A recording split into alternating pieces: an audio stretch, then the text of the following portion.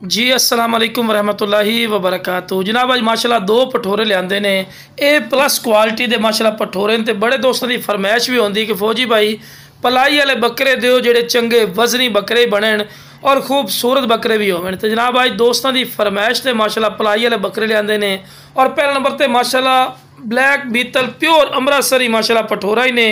और कोई ऐसा पॉइंट नहीं जोड़ा इस पठोरे का बिरा घट हो। और कन्ना के लापर भी चेक कर सकते हैं भी चंगे लंबे कन और बिल्कुल कुंडली वाले सिंग और वाइट अख दे ने और चंगी झालर और दुम बिल्कुल तीर वाली कर सीधी ते पैर बनन क्योंकि तुहानूं वीडियो बना के चेक करवानी होंदी ने।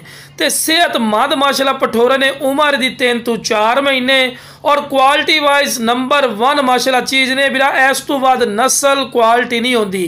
तो यह पठोरा बिरा जो अजकल तुहानूं 1000 रुपये मिल सी इंशाल्लाह जे अच्छी संभाल कर सो तो लाख रुपये माशाल्लाह बकरा ही ने। और प्योर माशाल्लाह 100% वाला माशाल्लाह पठोरा ही ने। और तुसीं भी इस गल नूं जाणदे ने कोई ऐसा पॉइंट नहीं जिहड़ा दा कम होवे। तो लो बिरा दूसरे नंबर वाला लाल नागरा माशाल्लाह पठोरा ही ने। तो माशाल्लाह कन्ना दे लापर चेक करो बिरा चंगे लंबे कन लंबी वेल और लंबी गर्दन दे विच ही ने। और वेल विच ही जबरदस्त और दोम वेखो बिल्कुल ही सीधी हर पॉइंट जबरदस्त चीज़ ने बिरा।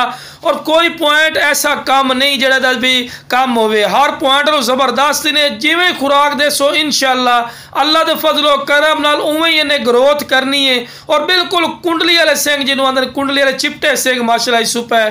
तो फेस ब्यूटी भी चेक कर सकते हैं खूबसूरत फेस ब्यूटी विच और चारा खाण दा शहजादा। ते लो बिरा माशाल्लाह वेल चेक करो बिरा इस तो वध वेल नहीं होती। आंटी पठोरे ने बिरा और खीरा बिल्कुल छीरी को नहीं पाई खलोता जनाब। उम्र दी पिरा 6 महीने की उम्र नहीं पई। और लो बिरा टोर फिर के भी खा रहे हैं कि सेहतमंद और एक्टिव ने। और डिमांड थोड़ी सोच तो ही कम। पहले कॉल कर सुनी कॉल की इज्जत और रिस्पेक्ट कर